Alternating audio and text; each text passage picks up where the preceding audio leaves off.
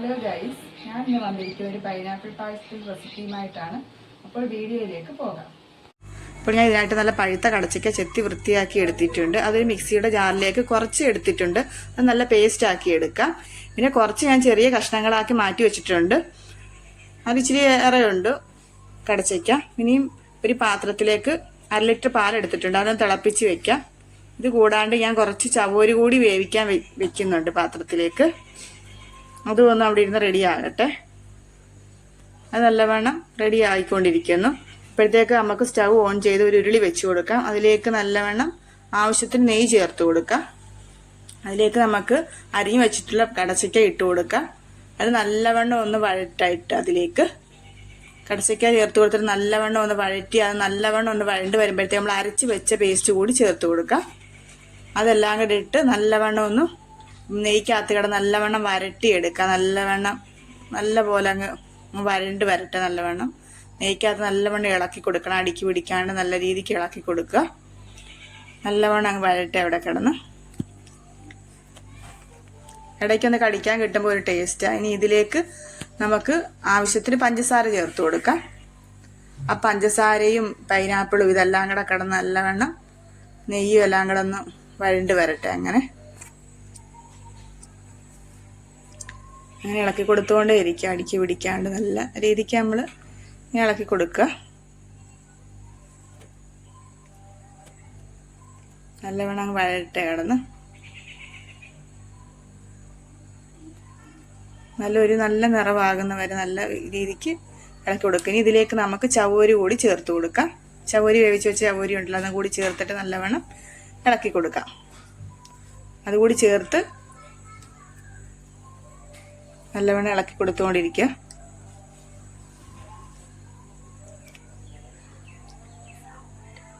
നല്ലവണ്ണം ഇളക്കി കൊടുത്തുകൊണ്ടിരിക്കുക. നല്ലവണ്ണം അവിടെ ഇരുന്ന് വരണ്ട് റെഡി ആകട്ടെ. ചവോരിയും ഇതെല്ലാം ചേർത്ത് ഇനി ഇതിലേക്ക് നമുക്ക് മിൽക്ക് മെയ്ഡ് കൂടി ചേർത്ത് കൊടുക്കാം. മിൽക്ക് മെയ്ഡും ചേർത്ത് നല്ലവണ്ണം ഇളക്കി കൊടുക്കുക. നല്ലവണ്ണം അങ്ങോട്ട് ഇളക്കി കൊടുത്തുകൊണ്ടിരിക്കുക. മിൽക്ക് മെയ്ഡും ചേർത്തിട്ട് അതിനുശേഷം നമുക്ക് സ്റ്റൗവിൽ നിന്ന് വാങ്ങി വെക്കാം. ഇപ്പോൾ നമ്മളിത് വാങ്ങി വെച്ചിട്ടുണ്ട്. ആ സമയം കൊണ്ട് നമുക്ക് ഒരു പാൻ അടുപ്പത്തേക്ക് വെക്കാം. അതിലേക്ക് ആവശ്യത്തിന് നെയ്യ് ഒഴിച്ചു കൊടുക്കാം. നെയ്യ് നല്ലവണ്ണം ചൂടാകട്ടെ. നെയ്യ് നല്ലവണ്ണം ചൂടായതിനു ശേഷം അതിലേക്ക് നമുക്ക് അണ്ടിപ്പരിപ്പ് ചേർത്ത് കൊടുക്കാം. അണ്ടിപ്പരിപ്പ് നല്ലവണ്ണം ബ്രൗൺ നിറമാകട്ടെ. അതുവരെ നമുക്കൊന്ന് ഇളക്കി കൊടുക്കാം. അപ്പോഴത്തേന് കടച്ചയ്ക്ക അതിൻ്റെ എല്ലാം നമ്മൾ വഴറ്റി ഇത് റെഡിയാക്കി വെച്ചിരിക്കുന്നത് അതെല്ലാം നല്ലവണ്ണം തണുത്തതിന് ശേഷം മാത്രമേ പാലൊഴിക്കാൻ പറ്റൂ. അല്ലെങ്കിൽ അത് ചിലപ്പോൾ പിരിയാൻ സാധ്യതയുണ്ട് പൈനാപ്പിൾ ആയതുകൊണ്ട്.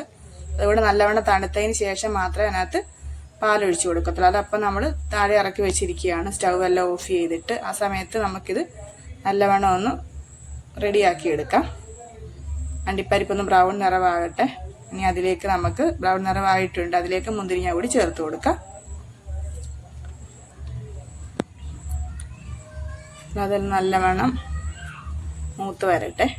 അപ്പോൾ ഇത് റെഡി ആയിട്ടുണ്ട്. അതവിടെ മാറ്റി വെക്കുക. അപ്പോഴത്തേക്ക് നമ്മൾ തണുത്തിട്ടുണ്ട്. ഇതിലേക്ക് നമ്മൾ പാല് കാച്ചി വെച്ചിരുന്നത് ഒഴിച്ചു കൊടുക്കുക. നേരത്തെ നമ്മൾ മധുരമൊക്കെ ചേർത്തിട്ടുണ്ട്. നിങ്ങൾക്ക് ആവശ്യത്തിന് മധുരം ഒരുപാട് വേണമെന്നവർക്ക് പിന്നെയും ചേർത്ത് കൊടുക്കാം. ഞങ്ങൾക്കിവിടെ കുറച്ച് മധുരം മാത്രം മതി. കൊണ്ട് ആവശ്യത്തിനുള്ള മധുരം ആയിട്ടുണ്ട്. ഇപ്പം മിൽക്ക് മെയ്ഡ് കൂടി ചേർത്ത് കൊടുത്തിട്ടുണ്ട്. അപ്പം ആവശ്യത്തിന് പാല് നമുക്ക് ചേർത്ത് കൊടുക്കാം.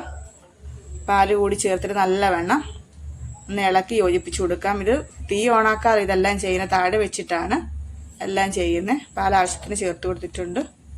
ഇതിലേക്ക് നമുക്ക് അണ്ടിപ്പരിപ്പും മുന്തിരിങ്ങയും ചേർത്ത് കൊടുക്കാം. നെയ്യ് നേരത്തെ ചേർത്തതല്ലേ, നെല്ലിക്കകത്താണ് നമ്മൾ പൈനാപ്പിൾ വഴറ്റിയെടുത്തത്. അതുകൊണ്ട് നെയ്യ് ഉണ്ട് ആവശ്യത്തിന്. ഇനി ഇതിലേക്ക് നമുക്ക് ഏലക്കാപ്പൊടി കൂടി ചേർത്ത് കൊടുക്കാം. ഏലക്കാപ്പൊടി കൂടി ചേർത്തിട്ട് നല്ലവണ്ണം യോജിപ്പിച്ചെടുക്കാം. നല്ലവണ്ണം ഒന്ന് ഇളക്കി യോജിപ്പിച്ചെടുക്കാം. ഇനി നമുക്കിതൊരു ബൗളിലേക്ക് മാറ്റാം. നല്ലവണ്ണം ഇതൊന്ന് സെറ്റായിട്ട് നമുക്കൊരു ബൗളിലേക്ക് ആവശ്യത്തിന് എടുക്കാം. ഇവിടെ ബൗളിലേക്ക് ഞാനിവിടെ എല്ലാം എടുത്ത് മാറ്റിയിട്ടുണ്ട്. നമ്മുടെ പായസം ഇവിടെ റെഡി ആയിട്ടുണ്ട്.